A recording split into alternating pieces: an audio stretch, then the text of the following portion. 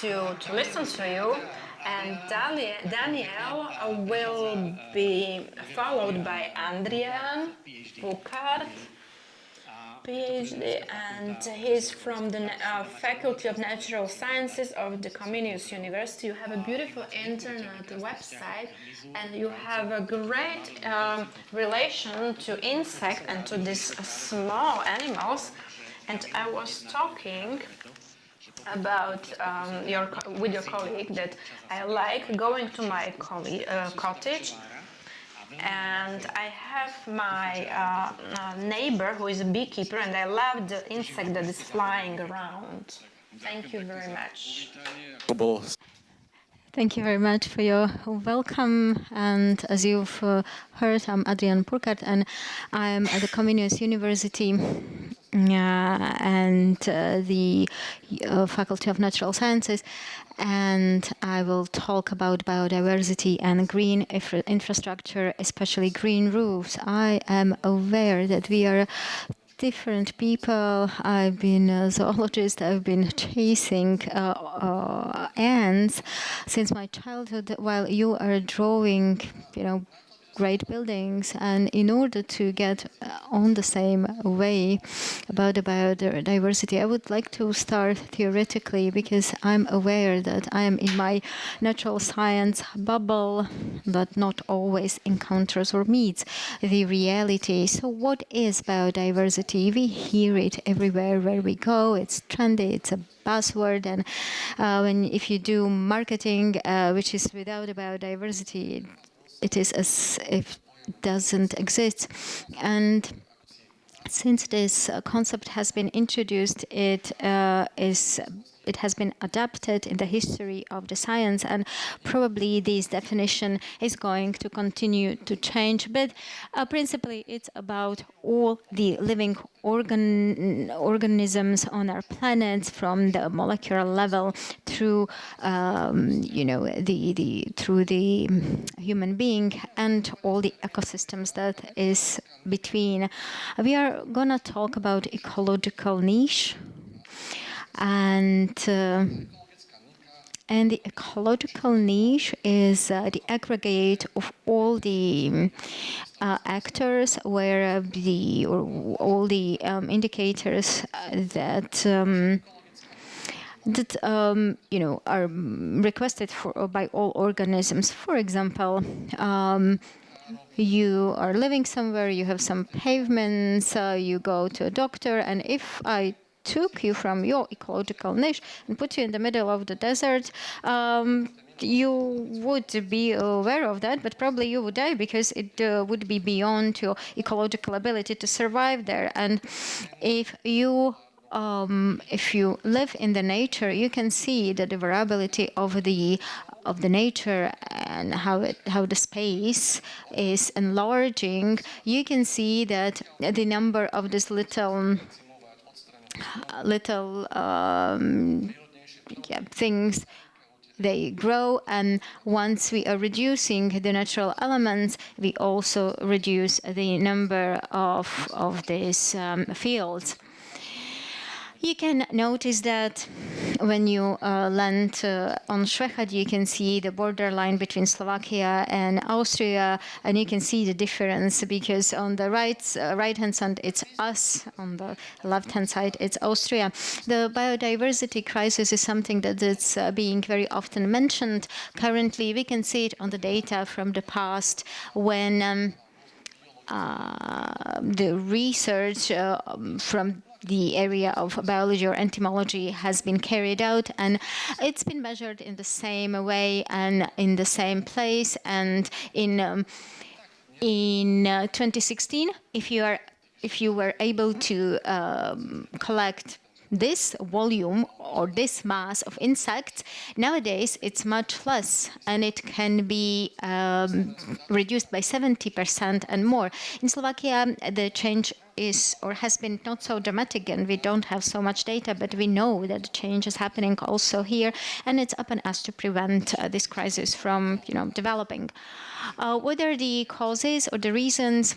We cannot express it with one word that this is the main causal element and let's prevent it. It's like the interplay of various factors. For example, the using chemistry in our environment, the aggressive agricultural politics, the elimination of other biotopes, then other unoriginal species coming in and others. Speaking of these little little animals, usually meeting with a question like, why do we need all these vermin? Just enough to have some, meadows and trees. But it is about the biodiversity and what it brings to us as a people. And as we already heard in previous speech, it's about ecosystemic services. What is it? These are earthworms. Everybody knows earthworms, and whenever it rains, you can see it on the pathways. It's not because they are drowning in the soil, but it's because they want to use the wet surface to migrate. And these earthworms, together with other insects and fauna of the soil, together with the leaves, they manage this material organic waste to process in the substrate and to put all the energy and all the nourishment and keep it in the ecosystem. So you can see the moving picture on the right. And by doing that, they're increasing microbial activity. They also increase the retention capacity of the soil. They also bind the CO2 and so on. And if you remove this living component from the substrate, and if you just leave it like that, only some mold will start to permeate the substrate, and the waste accumulates, and the dustiness is increasing thanks to the mold, and this further causes respiratory diseases and all other unpleasant consequences. So the natural component is really important. And in the spring, the same situation. There is everything possible to fall from the trees. There's pollen, fine dust. Of course, we have cleaners that clean the pavements, but not everything can be collected. But in the course of 2-3 weeks, everything disappears in the nature. And what happens is that various little organisms start to eat this organic waste, and they change it to the useful elements and put it back into the soil. And these creatures are there, and they help to clean the space. They are like cleaning squad of the city environment also in the nature. And these are ecosystemic services. For example, you have a hairdresser or a doctor, and if you lose the hairdresser or if there is no such service, you start to feel it. You wouldn't like it. And this is what we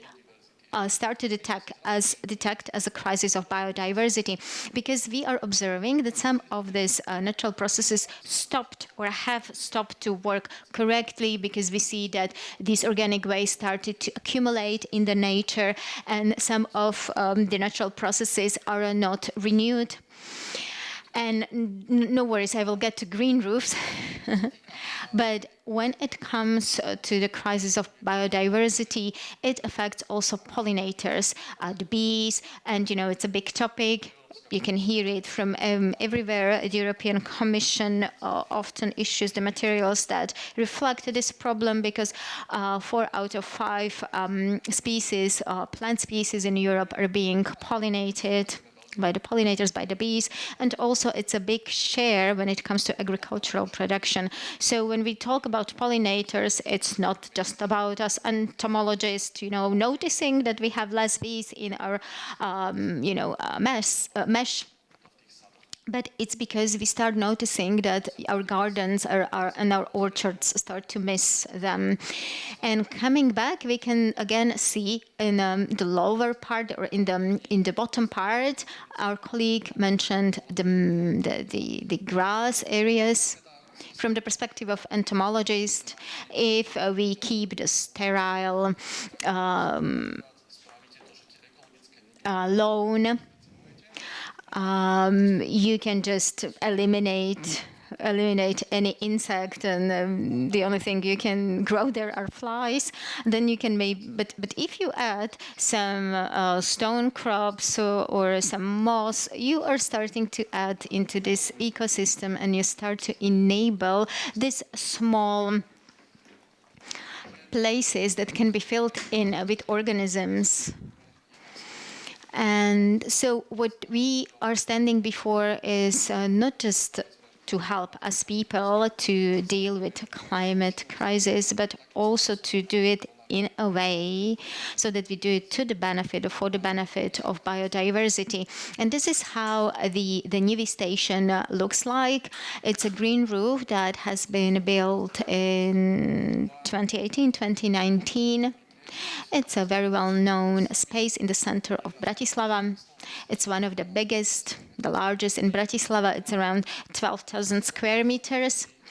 And I must admit, I didn't deal with these topics up until then, but then my student came and she said that her partner is architect and she would like to research or investigate this green roof. So we got in touch with Habe Revis, and we wanted to know if this company wouldn't like to welcome some scientists that would catch the butterflies on the roof. They agreed, and we started a close cooperation in 2021, and thanks to that, two bachelor theses and one master thesis came to existence. It's very interesting cooperation between the university and a commercial sector. This green roof has a couple of layers, there are a couple of elements, there are extensive types of roofs, the typical of low substrate. There are stone crops of the sedum type.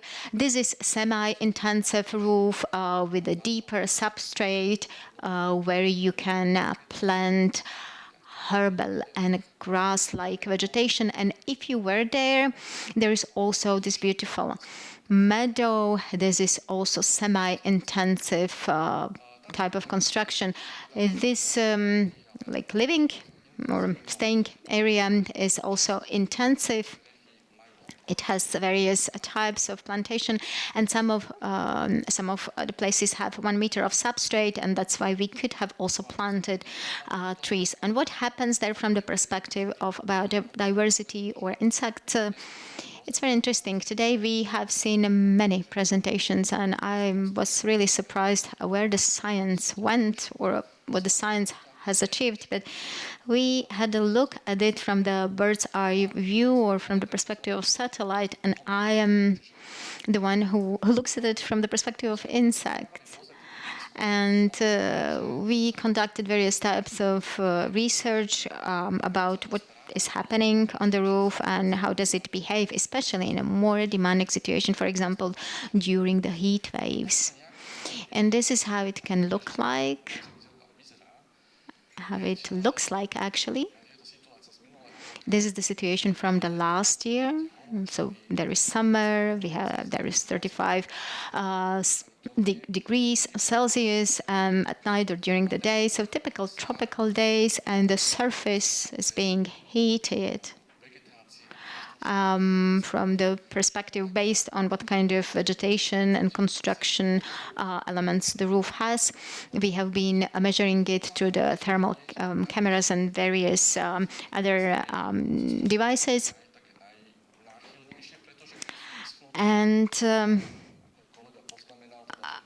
when the roofs are dry, because it's a difference whether the substrate is dry or wet, and here we talk about dry substrate, the roof then can achieve or reach 50 degrees, and with semi-intensive types the temperature is not so high on the surface, but it can come to little below of surrounding air. Why it's important? If you're a little bug crawling on the surface, you can either adapt to the temperature or you need to hide yourself, because your lethal temperature is on the level of 40 degrees or in extraordinary cases or exceptional cases 53 degrees. And if such a little bug crawls on parking place, it burns because it cannot get anywhere. And we were wondering how this activity of these little bugs changes in relation to the temperature. And we found out that these animals during tropical days, they prefer climate or best places from the perspective of climate, meaning where the temperature is the lowest in the afternoon and the activity of the insects is decreasing with the increase of the surface temperature. How does it look from the perspective of technology? Something also lives on the extensive roofs, but the animals always try to migrate within the space, and they usually go to intensive and semi-intensive roofs. And if you connect it to the diagram, to the chart that we saw before, it's not only linked to the temperature, but there is also the structure of vegetation and other indicators that can influence the distribution of the animals. So this is the topic of the ecological niches. So the topic of the superficial temperature, the causes that biodiversity is bound to the two types of roofs, which is specific to Nivy station. The research is ongoing, and it's important from the perspective of the fact that if there are any developers projects or other projects, and they operate within marketing frames or any other communication with public, we see various values and figures, and if we cannot get to the source,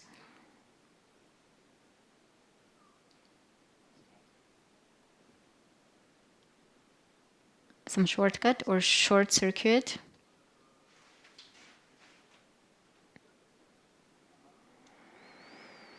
So we also offered to speak loud, but since there is online streaming, we need a working mic. So this is the mic that he can use now. I don't know if this works for the stream. I hope that everything is all right now. So it's important.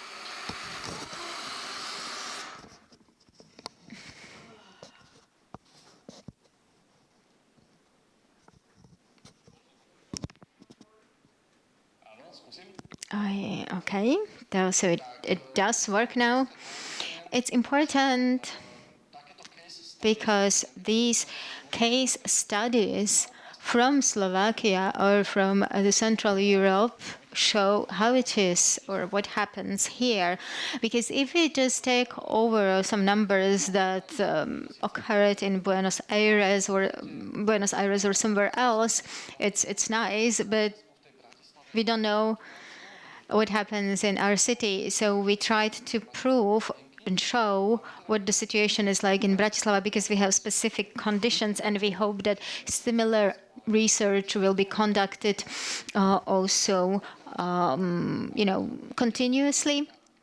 either here or abroad.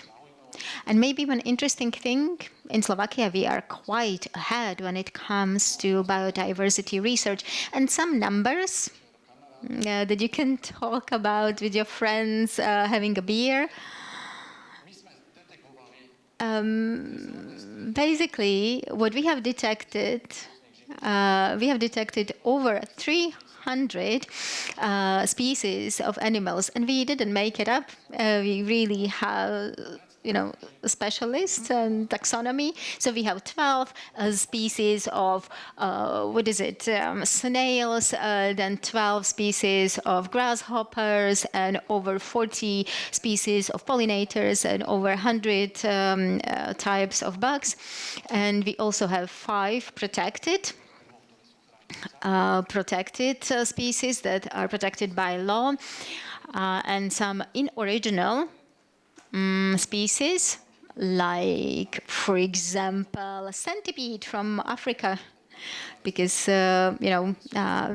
substrates are being brought out or other materials, and centipedes probably come with them. Our publication is now being peer-reviewed, and I think that within a year it will be out, it will be published. And of course, we do not stop, because we started to love the topic. We got so caught up by it that we continuously study it. And even though we suspended the research on a Nivy station, we started another one at the Good House construction by Corwin.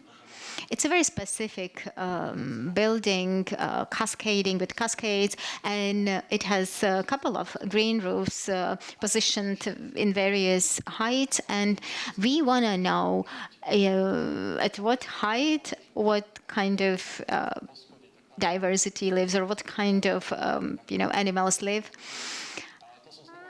And this will be. I can already tell you that on the highest tower, where we have stone crops, there are bumblebees, there are bees, there are grasshoppers. So they're up on the 60-meter tower. This topic also brings about challenges. Some are pleasant, some are less pleasant. My colleagues mentioned various elements that retain water. I'm not an expert, but I already know that in Bratislava we have already detected a new type of mosquito that's been spread out, and it can also, be infectious. It can spread some contagious diseases. Some of them are dangerous for a human being. So we need to think about the fact that, okay, biodiversity is beautiful, but there needs to be some intersection with a human being. And if we get some water elements there, so then in cooperation with architects, we can prevent more dangerous species. Another topic is lighting. It's already a topic, but you see the picture on the right corner. It's catcher or a trap for insect. But in the same way, some other lights with not appropriate lighting spectrum can work, meaning that some insects can be killed because of this inappropriate lighting. So we need to talk about lighting so that the spectrum, the range of lighting doesn't kill the insects. And we already have these technologies available. When it comes to vegetation, let's not force the species that are beautiful, but let's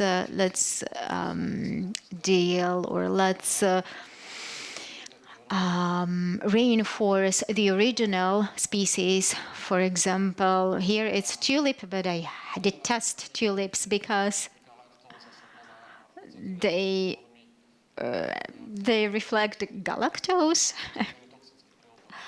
and it's toxic for pollinators.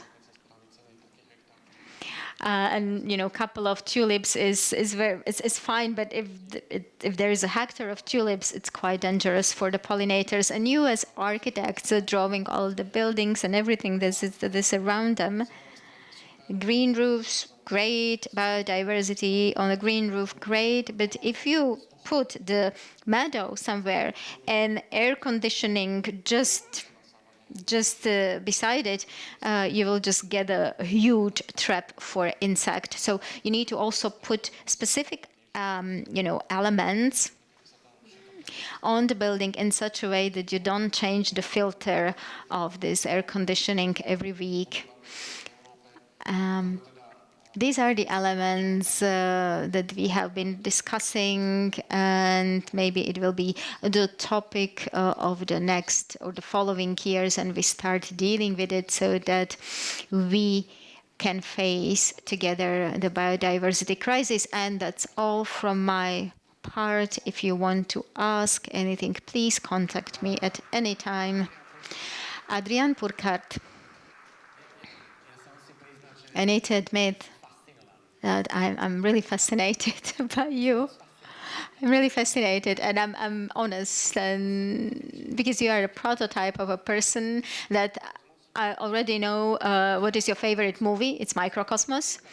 If there is a football match between Netherlands and Trinidad Tobago, you will be fan of Trinidad Tobago because the Netherlands is the country of tulips.